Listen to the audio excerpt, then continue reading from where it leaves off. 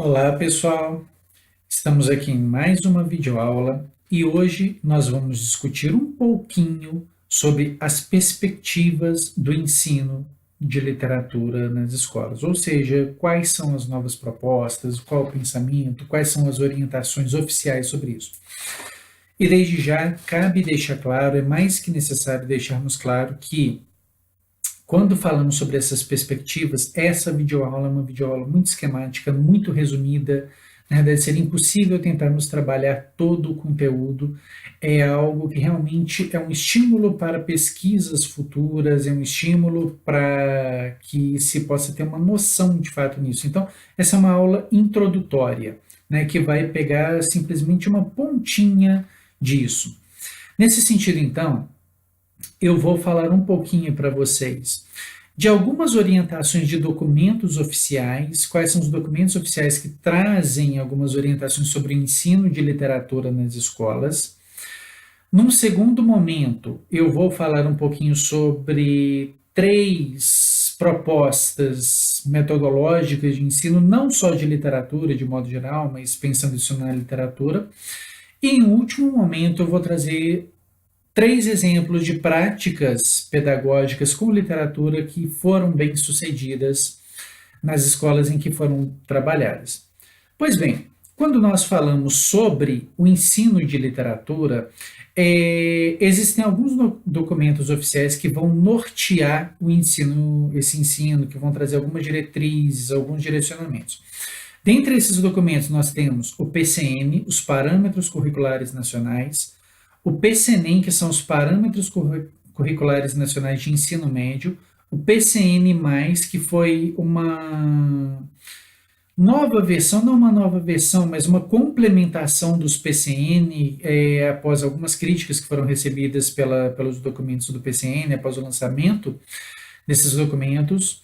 Temos as orientações curriculares nacional, que são as OCN, e recentemente, em fase de elaboração, foi lançado também ali o BNCC, que é a Base Nacional Comum Curricular, que ainda está em fase de consulta pública, né? Nesse momento já está na segunda versão, mas ainda está em fase de consulta pública.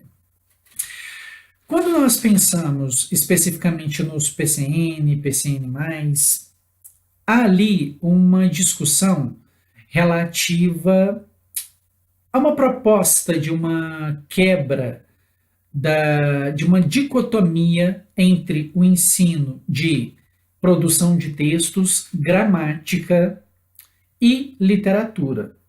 Na realidade, é uma coisa que ainda não está tão clara nos variados documentos. Quando a gente observa essa orientação nos PCN e no OCN, nas orientações curriculares nacionais, tem uma certa mudança de direcionamento em cada um daqueles.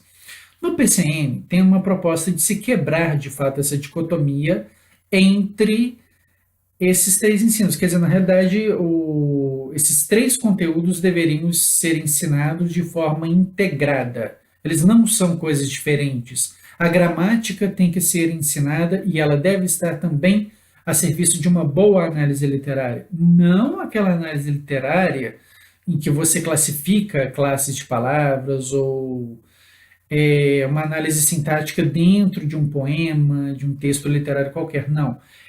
É uma análise que parte para certos efeitos de sentido que você consegue observar no texto literário por meio da instrumentalização da gramática. Quer dizer, a gramática tem esse objetivo de nos ajudar a interpretar um texto, a construir um bom texto. E a própria produção de texto, o texto literário, ele é lido, mas ele é lido sabendo que ele está em diálogo constante com todos os outros textos, todos os outros gêneros textuais que existem em uma determinada época, em um determinado momento. Então, um texto literário ele tem diálogo com textos jornalísticos, ele está em diálogo com todo um conjunto de textos que vão circular nesse momento. Algumas posições, algumas divergências que existem nesse sentido, é porque, de fato, na nossa sociedade ainda existe pela própria característica, pelo próprio processo de formação histórica pela própria herança cultural que existe, ainda se reconhece a literatura enquanto uma instituição social privilegiada. Então, a literatura é uma instituição social antiga, é algo que já existe há milhares de anos e ela tem sim uma carga cultural fortíssima. Por isso, o ensino de literatura deveria ser privilegiado e, nesse sentido, em alguns momentos, volta essa questão do trabalho com a literatura de um modo destacado, com uma certa autonomia de outros conteúdos.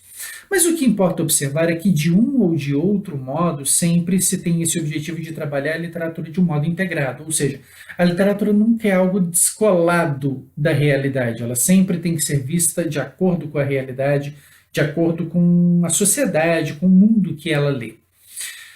Nesse sentido, então, é interessante a gente observar que existem essas orientações, e quando a gente fala dos PCN, especificamente, os PCN, eles são organizados, eles não trazem ali prescrições, ou seja, como o professor deve ensinar. São parâmetros, não são propriamente normas que estão sendo colocadas ali. E nesse sentido, o que acontece é o seguinte: os PCN, eles se organizam por habilidades e competências que o aluno deveria desenvolver. Não há mais, nesse caso, referências tão explícitas ou focadas, essas diretrizes de como o professor deveria ensinar, e, sobretudo, numa perspectiva historiográfica, naquela perspectiva classificatória. Há uma quebra, há uma cisão com isso. O que fica, então, fazendo uma leitura de um conjunto dos PCN, o que fica, então? Há como um objetivo muito recorrente que, por meio do trabalho com a literatura, os alunos consigam perceber uma real dimensão da sua cultura, por meio do contato com os textos literários, uma real dimensão da sua cultura, que consiga perceber o funcionamento dos mecanismos por meio dos quais se constituem os sistemas simbólicos de uma determinada sociedade, dentro desses sistemas simbólicos, como são construídos determinados segmentos ideológicos em uma sociedade, como eles circulam na nossa sociedade. Além disso, tem-se um objetivo de estudar as possíveis relações entre o texto literário e a sua sociedade, isso sim, um texto contextualizado, a análise contextualizada de um texto, o porquê ele tem certas configurações, e nesse sentido, técnicas, econômicas, sociais, religiosas, materiais, por aí vai. Nesse sentido, é o olhar para o texto na sua relação com o contexto como um todo. E, além disso, para a função, para as possíveis relações do texto literário com a identidade cultural de um povo, seja de uma literatura mais local, seja de uma obra de relevância nacional, universal, mas que determinam essa identidade cultural de um povo. Então, toda a literatura ela sempre traz essa dimensão de uma identidade cultural, e um dos objetivos é que o aluno consiga perceber isso por meio da análise ali dos textos literários. Além disso, também é necessário a gente pensar um pouquinho nessa própria questão ali da identidade cultural.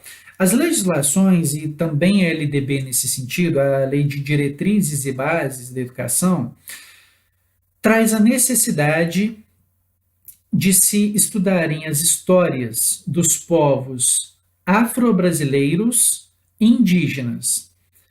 E para estudar a história desses povos, é colocado textualmente que a literatura é uma das disciplinas, é uma das unidades ali que seria possível se estudar. A orientação é colocada de modo bem explícito para a literatura.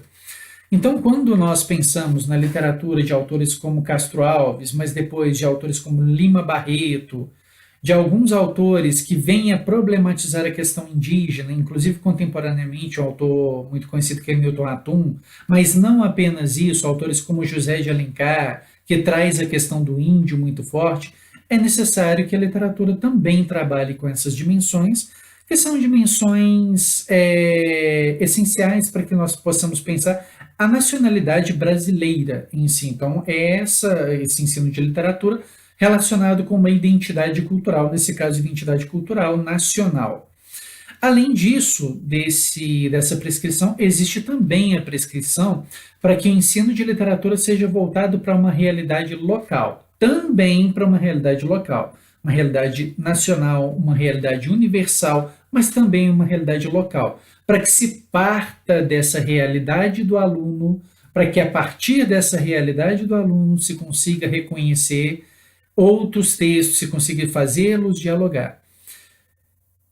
Podemos pensar em vários exemplos nesse sentido. A literatura de cordel no Nordeste, que é muito presente. Podemos pensar nas modas de viola em Minas Gerais. Podemos pensar nas narrativas indígenas na região norte do país, entre outros, que são exemplos, esses são alguns exemplos mais pungentes que coloco para vocês, mas cada localidade tem ali suas especificidades locais. Não precisa de se trabalhar a literatura propriamente aquela literatura escrita, com publicações em papel lançadas, mas pode-se trabalhar essa dimensão ampla da literatura, essa literatura como um conceito mais amplo, de fato. Pensando especificamente na BNCC, na Base Nacional Comum Curricular, é interessante a gente pensar, é um dos primeiros documentos que trazem algumas orientações mais específicas para o ensino de literatura, ou seja, ali já tem algumas orientações um pouquinho mais bem determinadas. A BNCC foi alvo de algumas críticas, sobretudo uma crítica de que, em alguns momentos, efetivamente, ela não consegue contemplar muito bem realidades locais e regionais.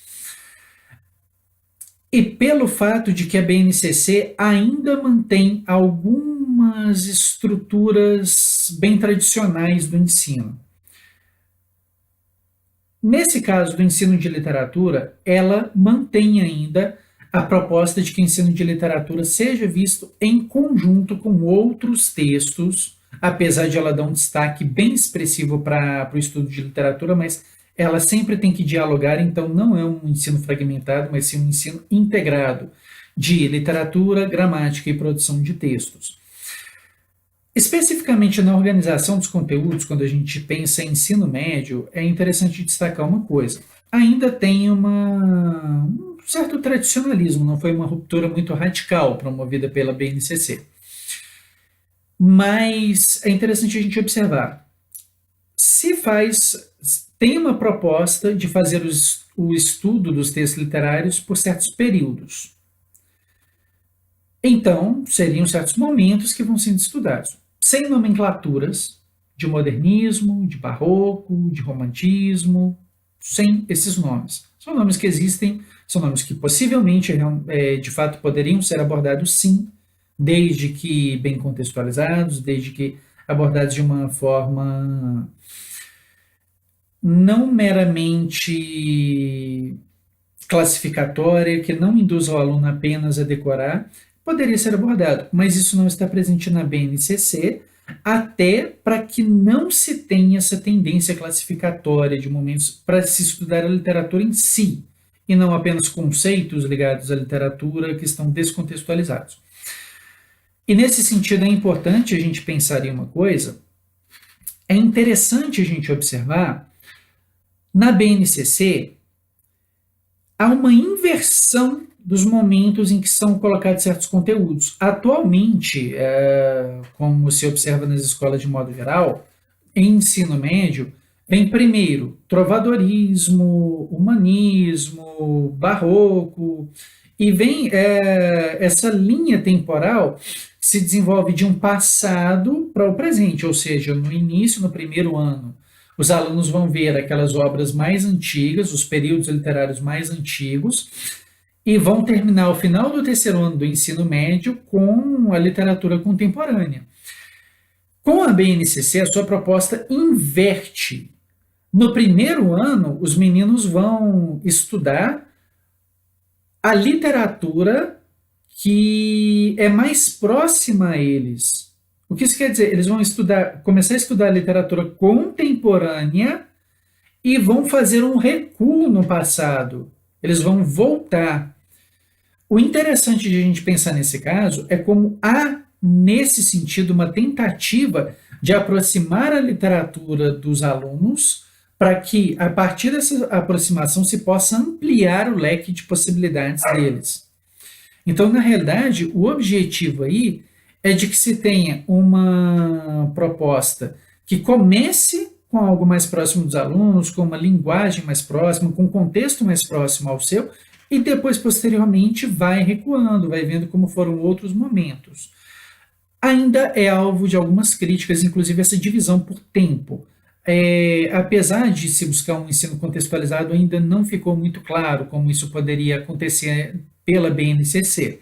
Mas é uma proposta que está aí. Provavelmente ainda vão haver algumas reformulações desse documento, mas já está dada uma base para isso, ok? Mas então o que acontece? Em todos os casos, quando nós observamos tanto esses documentos oficiais, como estudos teóricos, alguns pensadores que estão procurando refletir sobre isso, algo que fica como uma necessidade constante, uma necessidade que deve ser observada a todo momento. O aluno deve ser sujeito do seu próprio aprendizado. Uma coisa que a escola hoje tem tido fortes dificuldades para conseguir efetivar, para conseguir concretizar esse objetivo. E, além disso, o ensino de literatura deve ser feito através do texto literário, ou seja, não tem como alguém aprender a dirigir sem sentar e sem experimentar a direção de um carro, sem dirigir propriamente. A literatura é mais ou menos a mesma coisa. Não tem como se aprender literatura sem ler textos literários, sem ter contato com esses textos. Para se aprender literatura é necessário ler. Esses são desafios que são colocados porque, a partir daquela reformulação, dessa tentativa de se retirar essa proposta de conceitos que têm que ser decorados e que são conceitos muitas vezes vazios, essa tentativa de se reverter esse quadro muitas vezes apresenta dificuldades, são dificuldades muitas vezes bastante fortes que vêm da sociedade, da escola, dos pais, por aí vai. Mas é algo que se coloca como uma necessidade de fato. Como nós poderíamos fazer isso? Como nós podemos colocar os alunos como sujeitos no processo de aprendizagem? Como eles poderiam, de fato, ser agentes e não apenas recebedores passivos daquilo que o professor tem a passar? Nesse sentido, existem algumas metodologias atuais que são chamadas de metodologias de assimilação ativa. Ou seja, aqui a gente já consegue perceber, o aluno tem uma posição ativa, não mais passiva. Ele não está mais apenas recebendo, ele não é mais apenas um vaso que recebe certos conteúdos que são depositados nele. Não. Ele é alguém que vai atrás desses conhecimentos e que constrói. Em um desses casos, algo que tem sido bastante comentado recentemente é a metodologia chamada de sala de aula invertida. Na realidade, esse nome de sala de aula invertida foi um nome trazido de algumas propostas estrangeiras, mais especificamente nos Estados Unidos, que foi um desenvolvimento dessa metodologia, mas que já há alguns precursores, inclusive no Brasil, de propostas muito semelhantes a isso, é simplesmente uma nomenclatura que se teve hoje. Na sala de aula invertida, o que se pensa é o seguinte: você tem um professor que não é mais o professor transmissor de conhecimentos, mas é um professor facilitador. O que esse professor faz? Ele passa determinados conteúdos base para que o aluno possa ler em casa, e não apenas o professor passa esses conteúdos, ele solicita que o aluno pesquise e aprofunde seus conhecimentos em videoaulas, por meio de jogos, por meio de pesquisas a determinados sites na internet. E ele já vai para a aula com certos conhecimentos adquiridos. Ele não vai mais sem conhecer nada para a aula. Quando ele chega à aula, a partir daí é que o aluno vai fazer determinadas atividades em sala. Essas atividades podem ser exercícios feitos em sala de aula, podem ser projetos feitos em sala de aula, podem ser atividades em grupo que vão ser feitas ali em sala de aula, ou às vezes até apresentações que o próprio aluno vai, ou um grupo de alunos vai fazer para o restante da turma. É como se o aluno tomasse a posição do professor e ele vai debater esses conteúdos com o restante da turma. Nesse sentido, o que se observa é o seguinte: o aluno agora ele está indo em direção a, ele não está apenas parado, mas ele está indo em direção a um conhecimento que vai ser construído nesse caso. Nesse sentido, quando a gente observa, a gente pode colocar dentro dessas metodologias de assimilação ativa ainda o aprendizado baseado em problemas. O que seria esse aprendizado baseado em problemas? São apresentadas determinadas situações problema para os alunos em sala de aula.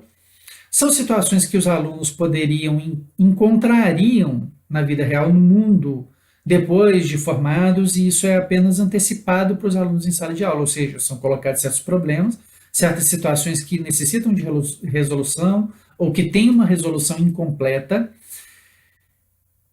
E toda a unidade temática vai ser desenvolvida pensando-se nesse método, ou seja, nessa solução desse problema.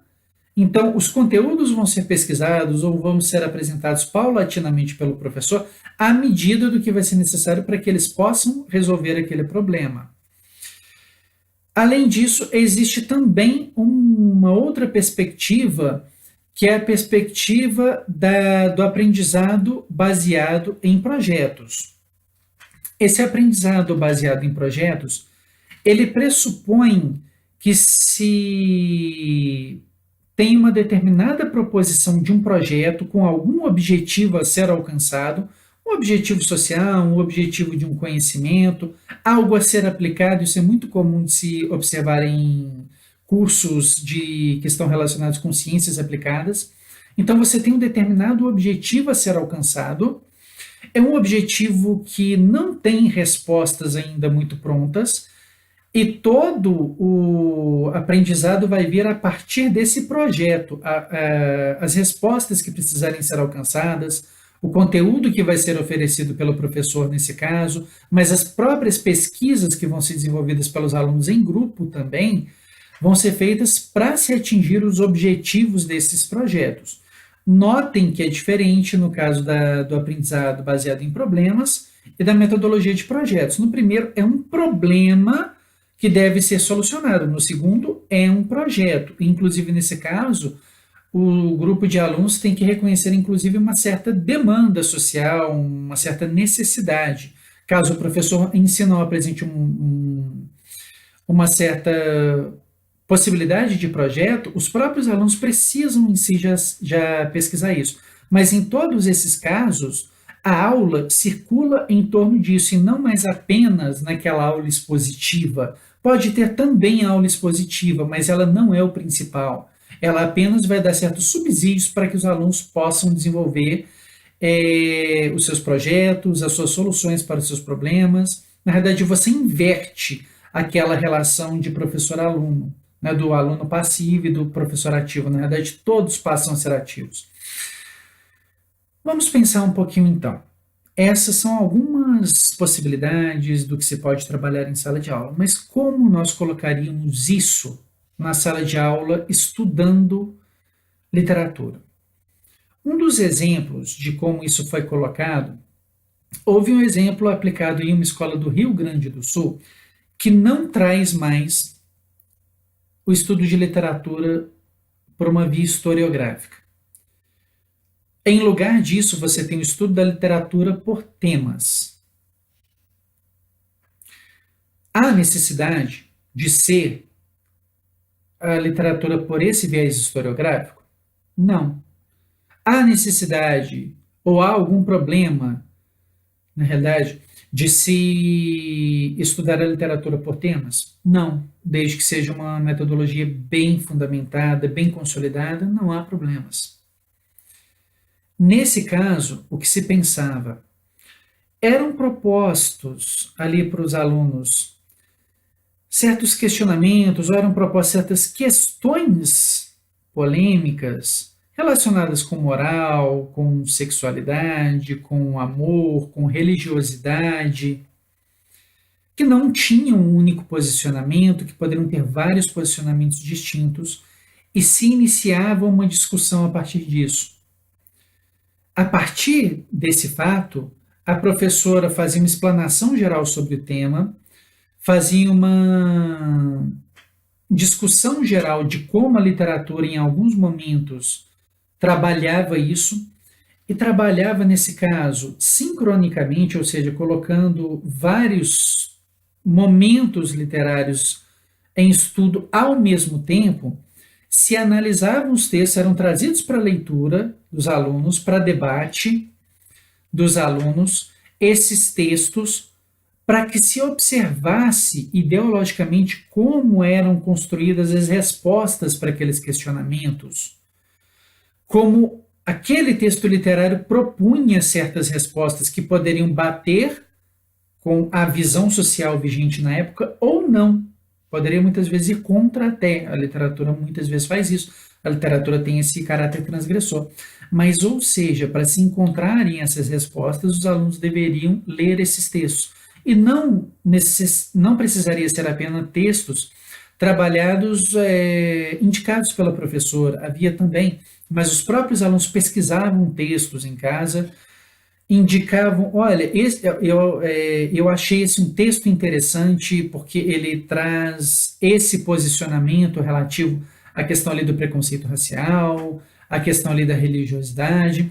Então, na realidade, é algo que os alunos têm uma proximidade maior porque é uma questão de temas, são questões que ainda são muito fortes na realidade dos próprios alunos e que, por essa pesquisa que eles podem fazer e pelos debates que eram promovidos, os alunos acabam tendo ali uma posição muito mais ativa do que simplesmente uma transmissão de conteúdos.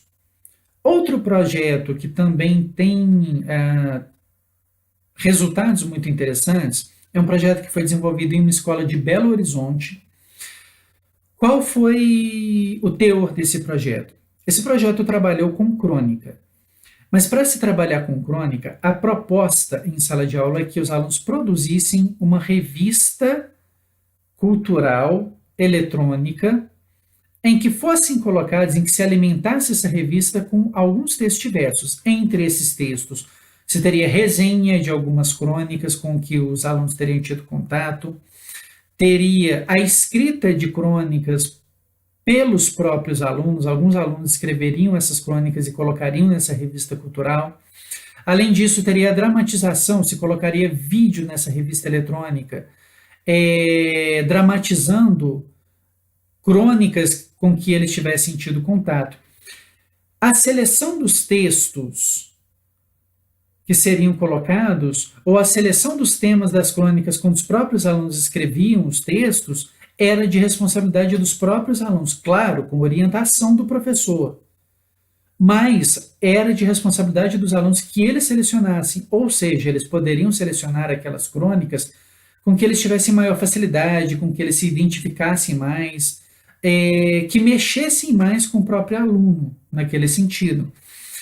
Esse trabalho teve alguns resultados muito positivos, teve um engajamento muito forte dos alunos de modo geral, e essa revista cultural foi uma revista que acabou sendo muito visitada por pais, por parentes, por amigos, e foi um projeto que acabou continuando na própria escola. Foi um projeto que nasceu ali da disciplina do conteúdo de literatura e que acabou sendo adotado pela escola como um projeto da escola e que até hoje ainda existe como um projeto dessa escola. Ela é alimentada mensalmente.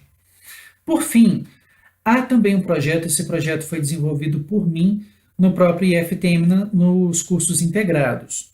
Qual foi o objetivo desse trabalho? E eu cito mais especificamente até para que a gente possa ter uma noção de que não necessariamente nós precisamos excluir do nosso trabalho aquelas noções de historiográficas mesmo, de um barroco, de um romantismo, de um arcadismo, mas que depende do modo como elas vão ser trabalhadas, desde que elas sejam contextualizadas, problematizadas, não há problema em se trabalhar com isso, afinal são conceitos que existem, conceitos que estão aí e que nós precisamos sim de conhecê-los. Qual foi a proposta? Os alunos precisariam discutir um pouquinho sobre o barroco. Eles precisariam trabalhar com o barroco, a noção de barroco. Fazendo uma breve explanação, o barroco, na realidade, expliquei isso para os alunos, é um estilo, é uma nomenclatura que surgiu na virada do século XIX para o século XX. Ou seja, o barroco existiu, teria existido, de acordo com alguns historiadores da literatura e da arte, do século XVII até meados do século XVIII. Mas nesse momento histórico, nenhum dos artistas que estaria ali presente falaria que a sua arte era barroca, porque não existia ainda esse conceito. O conceito surgiu no final do século XIX e entrada do século XX. E o que muitos teóricos atuais fazem uma certa crítica, alguns defendem inclusive que sequer existiu o barroco, é impossível falar que existiu o barroco. Alguns dizem isso até porque não existiria um conjunto de características que seria comum a todas as obras. E a gente tem que estar ciente disso de fato. Mas o que acontece nesse sentido? O que esses autores falam é que muitas vezes o barroco, o conjunto de características que se aponta, ele é muito mais do século XX do que propriamente dos séculos XVII e XVIII. Então seria um anacronismo, está se olhando para obras do passado como se elas fossem do presente, numa visão para eles errônea. Ao se apresentar o tema para os alunos, nós fizemos uma problematização, justamente falando sobre essa discussão teórica, claro que adequada ao nível de ensino dos alunos. Fizemos uma discussão teórica falando sobre esse debate que existe entre a existência ou não do barroco. Mas, por fim, concluímos que o barroco existe pelo menos no século XX, e pelo menos no século XX falando sobre as obras do passado. Então é um conceito que ainda existe, que ainda está forte, por mais que ele seja inadequado ou não, mas o conceito está aí, não poderíamos desprezá-lo. A partir disso, qual foi a proposta de trabalho com os alunos? Apresentando-se, fazendo-se essa discussão, foi proposto que os alunos selecionassem textos. Esses textos, eles não precisariam ser necessariamente textos escritos, poderiam ser pinturas, textos literários, filmes. O barroco tem um diálogo muito forte com o século XX, pelo fato de ser um conceito que surgiu no século XX. Então tem filmes, tem músicas que usam de certos elementos, certas características que seriam barrocas. Então, os alunos selecionariam músicas, filmes, pinturas, obras literárias como poemas, romances, à escolha dos grupos. A partir dessa escolha, os alunos deveriam montar instalações artísticas nas quais eles falassem sobre esses filmes, sobre esse conteúdo que foi selecionado por eles. Houve uma diversidade enorme de apresentações que foram feitas. Alunos selecionaram filmes, selecionaram obras literárias, fizeram apresentações teatrais, fizeram varais literários, apresentações musicais, pinturas, foram disponibilizadas molduras para que outros alunos pudessem fazer pinturas barrocas a partir de certos modelos. Foram feitas verdadeiras instalações artísticas a partir disso, e os alunos tiveram uma oportunidade de, a partir da sua seleção, ter um conhecimento mais aprofundado acerca desse conceito, acerca desse material em estudo.